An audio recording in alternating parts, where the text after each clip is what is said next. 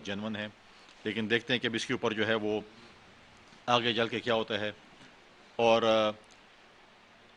ابھی ہماری جو جماعتوں کی میٹنگ ہونی ہے اس کا بھی جو ہے وہ آؤٹ پٹ جب آئے گا تو آپ کے ساتھ انشاءاللہ اس کو بھی شیئر کریں گے۔ عید کے دنوں میں ایک سوات میں بھی ایک ناخوشگوار واقعہ پیش ہے، ہمارے پولیس کے نوجوان جنہوں نے قربانیاں دیں شہید ہوئے اور زخمی بھی ہیں اس کے اندر۔ ہم ان کے دکھ درد میں برابر کی شریک ہیں۔ انکوائری شروع ہے، مختلف اس پہ بات چیت کو بھی اس کو دہشت گردی کا واقعہ پہلے قرار دیا۔ ڈی پی او صاحب کو آج میں سن رہا تھا، وہاں پر ہمارے علاقے سے ان کا تعلق ہے، ابتدائی رپورٹ ان کی ہے تو اس میں مختلف اس پہ بھی جو ہے وہ چیزیں آ رہی ہیں، لیکن جب فائنل اس پہ بات ہوگی تو پھر پتہ چلے گا کیا چیز ہے۔ کبھی وہ کہتے ہیں کہ شاید شارٹ سرکٹ کی وجہ سے بارودوں کو آگ لگی یا جو بھی ہے، اور کوئی دہشت گردی کے ایلیمنٹ اس کو کہتے ہیں۔ تو جیسی اس کی فائنل رپورٹ آتی ہے تو اس کے اوپر بات چیت ہو سکتی ہے۔ لیکن اگر آپ دیکھیں، ہم نے ماضی میں بھی کہا تھا، اور کل ایس پی آر کی پریس کانفرنس بھی تھی، اور اس میں انہوں نے کہا تھا کہ ہمیشہ اگر ڈائلاگس بھی ہوتے ہیں، جو کچھ بھی ہوتے ہیں، حکومت کی ماں پر ہوتا ہے۔ اور ہم نے ماضی میں بھی یہ کہا تھا جب یہاں پر پی ٹی آئی کی حکومت صوبے اور مرکز میں بھی تھی کہ یہ لوگ مذاکرات کرتے ہیں، ان دہشت گردوں کے ساتھ مذاکرات کر رہے ہیں جنہیں اس ملک کا امن تباہ کیا، جنہوں نے یہاں کے پولیس فورسز کو، فوج کے ہمارے نوجوانوں کو، سول سوسائٹی کو، میڈیا کے لوگوں کو، سیاستدانوں کو ٹارگٹ کا نشانہ بنایا۔ اور آج دوبارہ آپ دیکھیں کہ وہ بدامنی ہمارے صوبے میں، ہمارے پاکستان میں دوبارہ پھیلی۔ آپ اگر پشاور کو دیکھیں، اگر آپ کراچی کو دیکھیں، اگر آپ سوات کو دیکھیں، جہاں جہاں پر بھی یہ پچھلے اس میں جو یہ دہشت گردی کے واقعات ہوئے ہیں، اور اپنے علاقوں کو اگر ہم دیکھیں، اگر پولیو کی ٹیم ہو، اگر سینسس کی ٹیم ہو، ان کے اوپر جو پولیس کے نوجوان جو ان کی حفاظت کر رہے ہیں، ان کو ٹارگٹ کا نشانہ بنایا جاتا ہے۔ ریسنٹلی عید کے دن بھی ایک لکی مروت میں ایک ریٹائرڈ فوجی آفیسر کا جو ہے اس کی شہادت ہوئی۔ تو یہ بڑے افسوسناک امر ہے، اور ہم یہی چاہتے ہیں جب تک اس ملک میں سزا جزا نہیں ہوگی اس وقت تک یہ مسئلے حل نہیں ہو سکتے۔ اور ہم ہمیشہ فورگیو کر دیتے ہیں کہ یار انہوں نے یہ غلطی کر لی اور کر دیں، معاف کر دی اور ہم آگے چلیں۔ اور جب تک آپ اس بیماری کی جڑ میں نہیں جائیں گے، جب تک ہم اس بیماری کو دیکھیں گے نہیں اور یہ بیماری کہاں سے آئی، اس وقت تک اس چیز کا حل نہیں۔ ہم سمجھتے ہیں کہ جنہوں نے اس ملک کے ساتھ یہ کام کیے ان کو قرار واقعی بالکل سزا ہونی چاہیے۔ جب سزا ہوگی تو آگے جو ہے پھر چیزیں ٹھیک ہوگی۔ لہٰذا یہ چیزیں تھی جو میں آپ سے ڈسکس کرنا چاہتا تھا۔ ایک اور چیز جو 12 سال بعد ہمارے فورن منسٹر جو ہیں وہ انڈیا تشریف لے کے جا رہے ہیں، ایس سی او کی میٹنگ ہے، ایک بہت امپورٹنٹ میٹنگ ہے۔ اس پہ جو ہے ہمارے وزیر خارجہ جو ہے وہاں پر جو ہے ان کی سائڈ لائن میٹنگز ہیں۔ میڈیا میں یہ آ رہا ہے کہ شاید ان کی انڈیا کے فورن منسٹر سے کوئی میٹنگ کر سکے۔ ہماری سائڈ لائن میٹنگ کوئی بھی انڈیا کے ساتھ تھی بھی نہیں، اور نہ ہم نے ریکویسٹ کی تھی۔ ہماری انڈیا والوں کے ساتھ کوئی سائڈ لائن میٹنگ پہلے سے اس کے اوپر کوئی بات چیت نہیں تھی، بلکہ باقی ممالک کے ساتھ ہماری سائڈ لائن میٹنگز ہوں گی۔ ساتھ ساتھ سوڈان میں جو چیز ہو رہی تھی اس میں جو ہمارے پاکستانی وہاں پر موجود تھے، ان کی جو وہاں سے انخلا کا جو ایک میں سمجھتا ہوں کہ فورن آفس نے یا وہاں کی ہماری ٹیم نے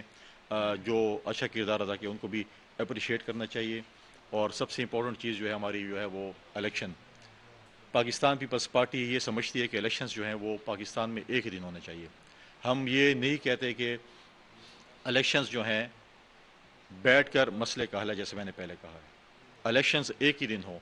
لیکن بڑے تعجب کی بات ہے کہ ہم جب بھی ٹی وی پہ اور سپریم کورٹ میں اور جہاں جہاں پر ہم سنتے ہیں پنجاب کی بات ہوتی ہے، خیبر پختونخوا کی اسمبلی بھی توڑی گئی ہے، لیکن خیبر پختونخوا کی جو ہے وہ بات چیت جو ہے کسی بھی فورم پہ بھی نہیں ہے کہ اس میں بھی الیکشنز ہونے چاہیے۔ نہیں، ہم چاہتے ہیں کہ بیٹھ کر الیکشنز سے کوئی بھی رائے فرار اختیار نہیں کر رہا، لیکن اگر آپ پنجاب میں اور خیبر پختونخوا میں الیکشن کراتے ہیں، 100% یہ سامنے ہے کہ جب پنجاب اور خیبر پختونخوا کا وزیر اعلیٰ بنے گا وہ اگلے قومی اسمبلی کے الیکشن میں اثر انداز ہوگا۔ یہ کوئی نہیں کہہ سکتا کہ اثر انداز نہیں ہوگا۔ آپ نے ماضی میں بھی دیکھا جب کشمیر میں اور گلگت بلتستان میں الیکشنز ہو رہے تھے، اس میں جس طریقے سے وزیر اعظم، وزراء اور سب لوگ اثر انداز سے سب کے سامنے تھے۔ لہٰذا ہمیں تو ابھی پتہ چلا ہے کہ ماضی میں باجوہ صاحب سے جس وقت عمران خان صاحب اس وقت ان کو برا بلا کہہ رہے تھے، پریزیڈنٹ ہاؤس اور پریزیڈنٹ جو ہے وہ سہولت کار بنے اور انہوں نے ان کی میٹنگ کرائی، اور باجوہ صاحب کے کہنے پہ جو ہے انہوں نے بقول ان کے میں نے اسمبلی توڑی۔ یہ ایک عجیب اتفاق ہے کہ ایک جنرل کے کہنے پہ پارٹی بنتی ہے، پھر ایک جنرل کے کہنے پر جو ہے لوگ پی ٹی آئی میں شامل ہوتے ہیں، پھر ایک جنرل کے کہنے پر ڈی چوک پہ میں دھرنا ہی کہوں گا دھرنا ہوتا ہے، پھر ایک جنرل کے کہنے پہ جو ہے وہ انسٹال ہو کر ہمارے پاکستان میں آ جاتے ہیں، وزیر اعظم بنا دیے جاتے ہیں، وزیر اعلیٰ بنا دیے جاتے ہیں۔ پھر ایک جنرل جو ہے وہ پارلیمنٹ چلاتا ہے بقول عمران خان صاحب کے کہ مجھے تو کچھ نہیں پتہ، مجھے تو صرف ٹی وی سے اور اپنی گھر والوں سے پتہ چلتا ہے کہ ملک میں کیا ہو رہا ہے۔ پھر ایک جنرل کے کہنے پہ وہ جو ہے وہ لانگ مارچ کہیں یا شارٹ مارچ کہیں یا فرلانگ مارچ کہیں اور پھر جلسے جلوس کرتے ہیں۔ اور ایک جنرل کے کہنے پھر وہ کہتے ہیں سارے چور ڈاکو میں ان سے مذاکرات نہیں کروں گا۔ پھر ایک جنرل کے کہنے پہ اسمبلی ٹوٹتی ہیں۔ تو ہر جگہ جنرل ہی جنرل ہے، تو مطلب سیاسی پارٹی تو نہیں ہوئی پھر۔ جب ہم پہلے سے کہتے سیاسی پارٹی ان کا جب بھی آپ دیکھیں ان کا آپ سٹیپ وائز آپ ان کی چیزیں دیکھیں، جب آپ سے بولتے ہیں کہ جی آپ نے فلاں بندے کو کیوں بنایا، جی مجھے میں تو فلاں نے جنرل کے کہنے پہ بنایا، آپ نے فلاں بندے کو کیوں اس عہدے پہ، میں تو فلاں کے کہنے پڑا ہے۔ تو مطلب اپنی عقل تو نہیں ہے، لیکن ان کی پارٹی تو میں نے کو جو بھی ان کا فین کلب ہے وہ ہے، وہ جانے ان کا کام جانے، لیکن میں سمجھتا ہوں کہ ہمیشہ اللہ تعالیٰ سے معافی مانگنی چاہیے اور بڑے بول نہیں بولنے چاہیے۔ یہی عمران خان صاحب تھے، کہتے تھے کہ جو میری پارٹی چھوڑ کے جائے گا وہ کسی فنکشنز میں نہیں جا سکے گا، کسی کو منہ دکھانے کے قابل نہیں ہوگا۔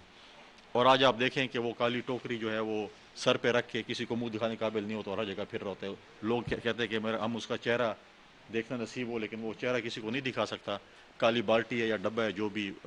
ہے وہ اپنے سر پہ رکھ کر، چاہے وہ عدالتوں میں پھر رہا ہو چاہے وہ باہر پھر رہا ہو، تو ڈبے سمیت جو ہے نا وہ پھر رہا ہوتا ہے۔ لہٰذا اسی لیے ہم کہتے ہیں کہ بڑے بول نہیں بولنے چاہیے۔ ہم آج بھی کہتے ہیں کہ اس ملک میں ہم بہت سے بحرانوں کا شکار ہیں، معاشی بحران ہے، لا اینڈ آرڈر کی سچویشنز ہیں، الیکشنز کے حوالے سے ہیں، اور سیاسی جماعتوں کو میں سمجھتا ہوں کہ اس مسئلے کا حل آگے جو ہے ہمیں ایک روڈ میپ پاکستان کے عوام کو دینا چاہیے۔ اگر ہم اپنا روڈ میپ سیاسی جماعتیں اس چیز میں خدا نخواستہ ناکام ہوئی تو اس پورے سسٹم کا جو نقصان ہوگا وہ صرف اور صرف سیاسی جماعتوں کو ہی ہوگا۔ لہٰذا ہمیں اس چیز کو دیکھنا چاہیے، اس چیز کی طرف ہمیں جو ہے آگے روڈ میپ دینا چاہیے۔ اور بڑی افسوسناک بات یہ ہے کہ ابھی رمضان کے آخری دنوں میں ہی اسد کیسر صاحب نے فون کیا کہ ہم آپ کے ساتھ مذاکرات کرنا چاہتے ہیں، اور ہمارے پارٹی کے جو وہاں پر نمائندے تھے جو ہم نے بھیجا تھا قمر زمان قیارت صاحب کو، وہ اور باقی جماعتوں کے نمائندے جب وہاں پر بیٹھے تھے اور اسپیکر فون پہ بات ہوئی اور ان کو کہا گیا کہ ہم نے اسپیکر آن کی اور ہم فلاں فلاں شخص یہاں پر بیٹھے ہیں، تو انہوں نے کہا ٹھیک ہے میرے پاس پارٹی کا مینڈیٹ ہے، اور ان کے چیئرمین آ جاتے کہ نہیں میں نے اس کو کوئی مینڈیٹ نہیں دیا، میں تو مینڈیٹ اب اس کو دے دیا۔ کرکٹ کے کھلاڑی عمران خان صاحب اور اب ہاکی کے پاس شروع کر دیے تو پھر یہ تو کرکٹ اور ہاکی مکس ہو جائے تو پھر کیا ہوگا؟ اب پھر کل بولیں گے کہ نہیں میں نے شاہ محمود کو یہ نہیں دیا، میں نے فلاں کو دے دیا۔ تو میں سمجھتا ہوں کہ یہ غیر سنجیدگی ہے ان کی اس میں، کہ غیر سنجیدہ اگر اس قسم کے رویے ہوں گے تو پھر ہماری اتحادی تو پھر ٹھیک کہتے ہیں، کیونکہ ہمارے 9 سال اس صوبے میں جو پولرائزیشن ہوئی ہے پولیٹیکل حوالے سے، میں سمجھتا ہوں جس طریقے سے لوگوں کی ذاتی پگڑیں اچھالی گئی ہیں، یہ چیزیں ہوئیں، تو اس کے بعد اگر آپ اس قسم کے وہ کریں اس کے بعد آپ 9 سال بعد اس پہ جو ہے وہ کس طرح آپ دوسروں کے ساتھ جو ہے وہ آنکھیں ملانے کے جو ہے وہ قابل ہوتے ہیں۔ تو لہٰذا یہی گزارشات تھی آپ سے کرنے کے لیے تھا۔ ابھی پھر 1-2 دن میں ڈیولپمنٹ ہوگی، ان شاء اللہ تعالیٰ جو ہے اس پہ بھی آپ کو جو ہے وہ اپڈیٹ کروں گا۔